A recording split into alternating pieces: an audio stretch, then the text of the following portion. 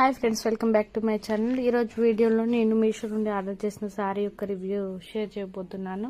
ఈ శారీస్ వచ్చేసి ఈ మోడల్స్ 2 years బ్యాకే వచ్చాయి, కానీ అప్పటికంటే ఇప్పుడు బాగా ట్రెండ్ అవుతున్నాయి. ఈ శారీస్కే కట్ వర్క్ లేస్ అలాగే స్టోన్ వర్క్ లేస్తో కూడా ఇప్పుడు బాగా వస్తున్నాయి. నేను మీషోలో 498 రూపీస్కి తీసుకున్నాను ఈ శారీ. ఇప్పుడు 390కి అవైలబుల్గా ఉంది ఆఫర్లో.